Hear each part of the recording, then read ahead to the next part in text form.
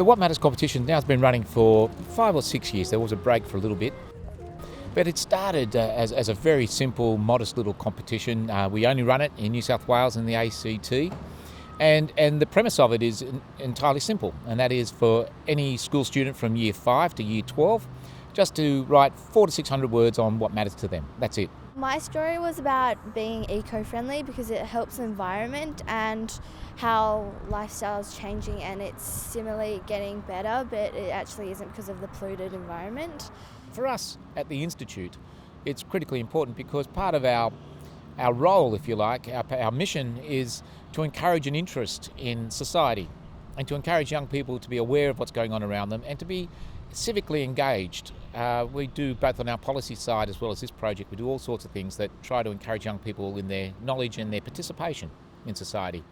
Well, my story was about fairness, basically, about a Turkish girl who was buried in a hole alive with her hands tied behind her back by her father and grandfather for talking to boys as part of what they call honour killings. The whole purpose of my piece was to compare that to the things that we complain about today in our country, of my age group specifically, about, having to clean your room when your mum asks you to. And really, we have so much freedom and we complain about so many things, and then you have stuff like this happening in other countries all the time, and it just goes unnoticed.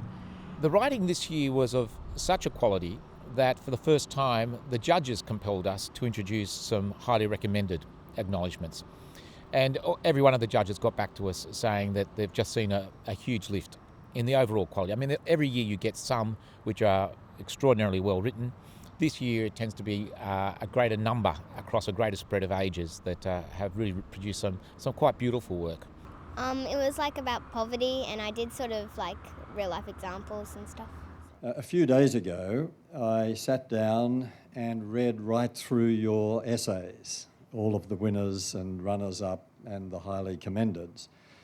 I know where you are because I know there are no boys among the winners and runners-up this year, which is an extraordinary thing, and we'll have to ponder why that is. In past years it's been quite mixed, and it was only when we got all the judging decisions in that we realised that there were no boys amongst it. It might just be a quirky thing this year, we're not too sure. It could well be that it's becoming much more of a feature in some of the creative classes where fewer boys are participating generally. But that's speculation. We'll see what happens next year and over the next couple of years to see whether there's a bit of a shift back. My story was about post-traumatic stress syndrome in soldiers. It's fascinating because each year has a different character. It's amazing the themes that, for whatever reason, seem to start to percolate up through the writing. Some of the writing is extraordinarily powerful and personal, and others tend to be quite removed, and you're taking the journalistic third-person view of the world. So you see the full range. It was about my mum and how my dad committed suicide, and just how mum's been strung through that, and just how she's raised me and everything. So, yeah. What struck me was that somehow, out of all of this tumult of personal experience and imagined experience, somehow you'd worked out how to make sense of all of that.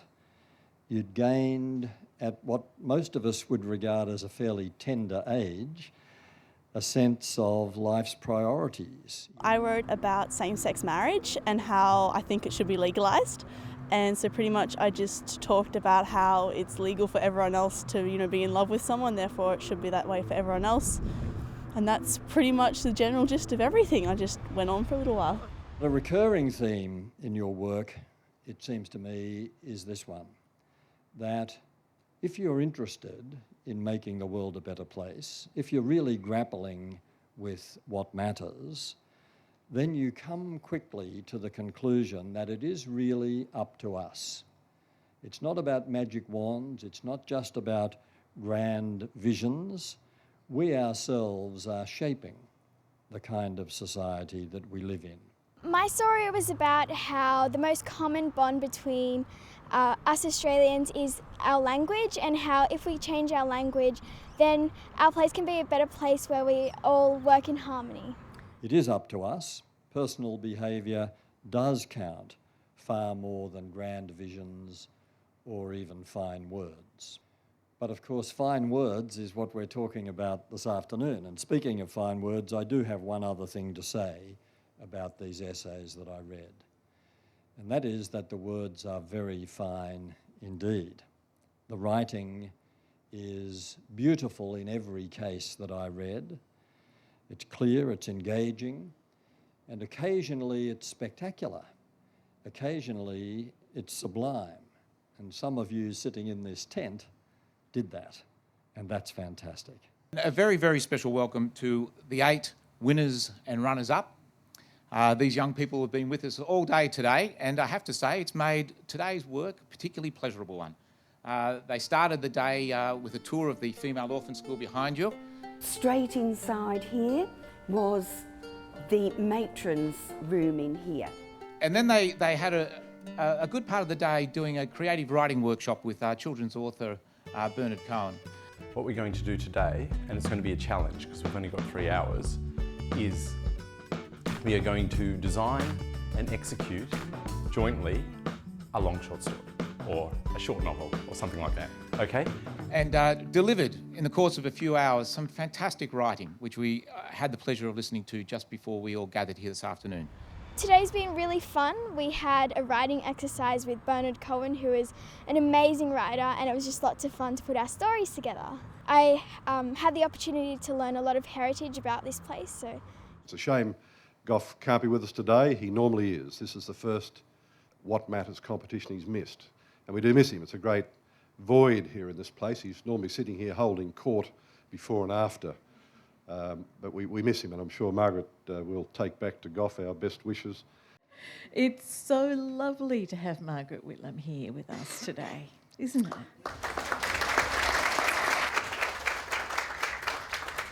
I think the title, What Matters, says it all. And having read a number of the entries, I can say that clearly a lot matters to young people. I was struck too by the range of things that matter to the students who entered this competition. I was inspired by all the media hype about Barack Obama because they've announced that he's the first African American president, and I thought that if we call ourselves, say for example my father is Samoan and my mum is Australian, if I called myself Samoan Australian, then that would make a big difference, so we can put all of us under the one surname of Australian. Thank you for allowing me to read some of these thoughts and passions, beliefs and sense of the future. And I want to encourage you all, as Hugh did, to keep writing and then to keep acting on what you believe in. I love writing. I love reading books, which a lot of the time inspires my writing. At school we do a lot of writing. So I've just found out who the overall winner is.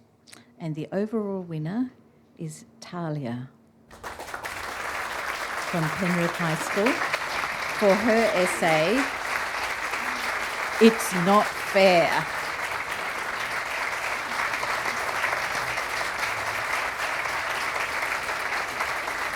Amazing. I'm still shocked, very shocked, but it's great, and this whole day has just been incredible, so I'm really grateful to have been able to get this opportunity to do all of this and meet all of these people, so many important people, and so it's just really been great.